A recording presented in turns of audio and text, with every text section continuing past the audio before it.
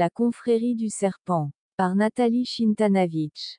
Tout a un commencement. Il paraît aussi que tout a une fin. Il paraît. Alors qu'en est-il de ces mondes? Quand toutes les connaissances reçues et les informations découvertes semblent mener à une même conclusion, laissant entrevoir une destinée déjà tracée, alors une nouvelle porte s'ouvre. Elle s'ouvre, non pas sur de nouvelles perspectives d'évolution basées sur ce qui est déjà connu, mais sur une réalité que très peu d'hommes et de femmes ont pu approcher. Aux origines de la création de ce monde, la dualité a engendré ce que l'humanité est devenue et ce qu'elle est aujourd'hui. Depuis la nuit des temps, l'affrontement des forces contraires, contraintes à coexister, à cohabiter, n'a de cesse de recréer la grande spirale de l'évolution terrestre et sa boucle infernale. Il y a ceux qui veulent préserver le pouvoir ancestral. Puis il y a ceux qui tentent de résister, de déchirer le voile de l'illusion. Mais savez-vous réellement dans quel camp vous êtes? C'est ce que vous allez découvrir dans ce livre. Parmi tous les animaux vénérés par les hommes de la préhistoire, aucun ne l'était de façon aussi marquante et significative que le serpent, et cela parce que le serpent était le symbole d'un groupe qui avait acquis une grande influence dans les premières civilisations sur les deux hémisphères de notre planète. La confrérie du serpent était une confrérie savante qui s'était donnée pour but de répandre des connaissances spirituelles et d'atteindre la liberté au niveau spirituel. Elle combattait l'esclavage d'êtres spirituels et essayait de libérer l'humanité. Le mot originel de la Bible pour serpent, Nahash, tire d'ailleurs son origine de NHSH qui signifie déchiffrer, trouver. Le prince rebelle Ea, Enki, fut le fondateur de cette confrérie du serpent. Dans les anciennes tablettes mésopotamiennes, on lit qu'Ea et son père Anu possédaient une grande compréhension éthique et spirituelle. Ce fut d'ailleurs ce savoir qui fut symbolisé plus tard dans l'histoire biblique d'Adam et Ève. Voir le serpent cosmique. Ea se serait révolté non pas contre Dieu comme écrit dans la Bible, mais contre les actes cruels de ses congénères. Mais, et malgré leurs intentions louables, Ea et la confrérie du serpent ne réussirent pas à libérer les hommes. Ea fut ensuite banni et calomnié par ses adversaires qui voulaient s'assurer qu'il ne retrouverait plus jamais d'adeptes parmi les hommes. C'est ainsi que de prince de la terre, Ea passa à prince des ténèbres. Au XIVe siècle surgirent, pour la première fois dans ce monde, et précisément en Allemagne, les plus grands initiés de la confrérie du serpent, sous le nom latin des Illuminati. Le mot biblique originel pour le serpent, Nahash, découle de la racine NHSH qui signifie déchiffrer, découvrir. En latin, illuminar signifie illuminer, connaître, savoir. Source: appendice dans Société secrète et leur pouvoir au XXe siècle. L'apostrophe Histoire de l'humanité est truffée de rumeurs sur les sociétés secrètes. Des livres nous parlent de prêtres qui ont transmis à travers les siècles des connaissances secrètes et interdites au commun des mortels. Dans les écrits de tous les peuples on parle d'hommes importants qui se rencontrent en secret, pour décider de la destinée des hommes et des nations. Abstraction faite de l'Atlantide et de la Lémurie, les continents disparus qui ont connu une culture développée. La plus ancienne société secrète connue est la Fraternité du Serpent, appelée également Fraternité du Dragon. Elle existe encore à l'heure actuelle, sous un autre nom. La Fraternité du Serpent s'est donné comme objectif de garder le secret d'éternité, considérant Lucifer, le porteur de lumière, comme le seul et unique Dieu.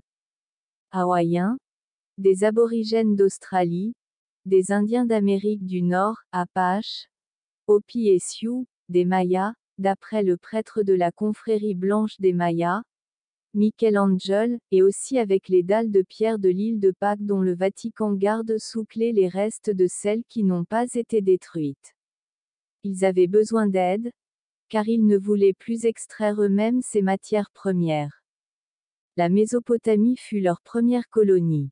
Bien que certains spécialistes soient sceptiques face à ces dieux astronautes, le monde scientifique doit de plus en plus reconnaître que ces conclusions sont justes. Surtout depuis que les sondes spatiales américaines, Voyager, ont photographié Uranus et Neptune et prouvé que la description des Sumériens d'après laquelle les deux planètes étaient jumelles avec une végétation marécageuse bleu-vert était exacte. Uranus et Neptune ne furent, pourtant, découvertes officiellement que récemment. William Bramley écrit dans Die Goethe von Eden, sur les Sumériens, sur les tablettes mésopotamiennes, la création de l'Homo sapiens est attribuée surtout à un dieu. Le nom de ce dieu était Ea.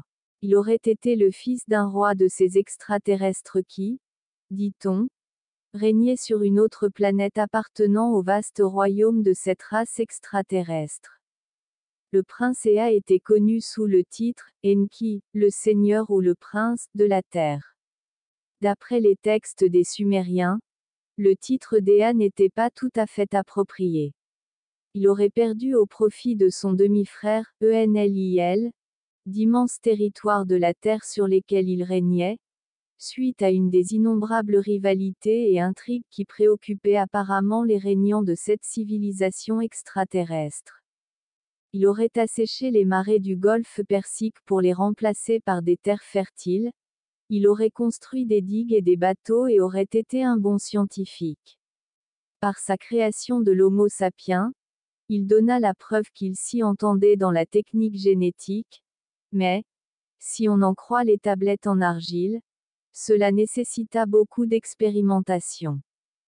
Et ce qui est important, c'est qu'il aurait été bienveillant avec sa création, l'Homo sapiens aurait débuté longtemps avant que n'existent les Juifs et les francs-maçons à qui on fait volontiers porter la faute.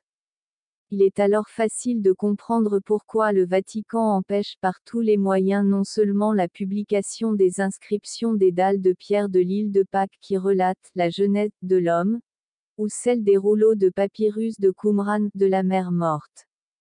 Ces dalles et ces manuscrits de la mer morte apporteraient la preuve que la Bible actuelle a été falsifiée dans des points essentiels pour satisfaire les intérêts égoïstes de quelques personnages puissants. Bien sûr il existe, et il existera toujours quelques prétendus pseudo-scientifiques, qui veulent remettre en cause les interprétations de Zecharia Sitchin, mais ils n'ont aucune valeur, car eux-mêmes ne connaissent pas la langue de Sumer. Ils pratiquent la raillerie, ou nous sortent du chapeau de soi-disant contradicteurs, dont les éléments contradictoires ne tiennent absolument pas la route. En conclusion, on ne peut pas dire que le signe du serpent est positif ou négatif puisqu'il a été utilisé par les deux camps successivement. Cela dépend de qui s'en sert et aussi à quelle époque. Pareil pour bon nombre d'autres symboles comme l'œil d'Horus, la pyramide, etc. Les Illuminati remontent à très très longtemps, bien avant les Illuminati de Bavière de 1776 qui ne sont qu'une des nombreuses versions au fil du temps des Illuminati. Les Illuminati sont des hommes hybrides hommes, Anunnakis qui comportent plus de gènes Anunnakis que la moyenne des humains sur Terre. Ils sont les 13 familles régnantes sur Terre et leurs descendants bâtards. Petite précision, les Anunnakis peut être créé l'Homo sapiens, mais certainement pas l'être humain moderne car entre-temps il y a eu beaucoup d'autres interventions génétiques de beaucoup d'autres races et, ce qui a donné toutes ces différences génétiques entre les humains, jaune, blanc, rouge, noir.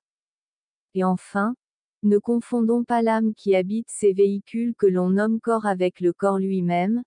Notre vrai créateur est le tout, comme pour tout le monde et toute chose dans la création. La création et le créateur sont indissociables car on ne peut rien créer à partir de rien.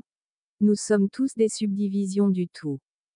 L'humanité primitive et ont fait de nous des esclaves pour qu'ils puissent trouver de l'or plus rapidement.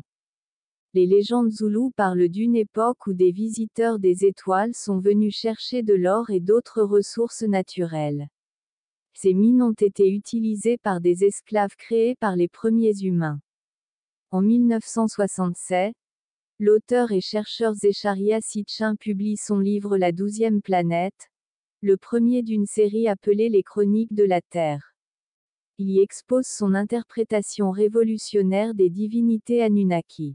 Après avoir étudié les tablettes cunéiformes sumériennes pendant 30 ans, il affirme que ces soi-disant dieux sumériens étaient en fait des extraterrestres qui ont atterri sur Terre en Mésopotamie il y a plus de 450 000 ans. Selon les traductions de Sitchin, les Anunnaki ont à la fois créé des êtres humains et ont également joué un rôle dans la chute de l'humanité lorsqu'un grand déluge a presque détruit toute vie sur Terre. Mais pourquoi? Quel était le but des visites terrestres d'Anunnaki? Et pourquoi ont-ils créé la créature appelée homme? Zecharia Sitchin a écrit un certain nombre d'ouvrages bien reçus sur les Anunnaki, qu'il croyait essentiellement des entités extraterrestres d'une planète appelée Nibiru. Cette allusion à cette planète a cependant été très controversée, mais on a découvert récemment qu'elle existe bel et bien dans notre système solaire, même si des sceptiques pensent toujours le contraire. Sitchin a compris, sur la base de son interprétation des tablettes, que la mission avait quelque chose à voir avec l'atmosphère défaillante autour de la planète Nibiru. Et quand ils sont arrivés, ils sont venus chercher notre or. À cette époque il y avait beaucoup d'or sur la Terre. Les Anunnaki ont presque tout pris et c'est pourquoi il ne nous en reste que très peu. Les Anunnaki avaient endommagé leur atmosphère. Ils avaient créé un genre de trou dans la couche d'ozone mais c'était encore bien plus grave que ça. Et en utilisant de l'or, ils ont découvert qu'ils pouvaient réparer ces trous atmosphériques.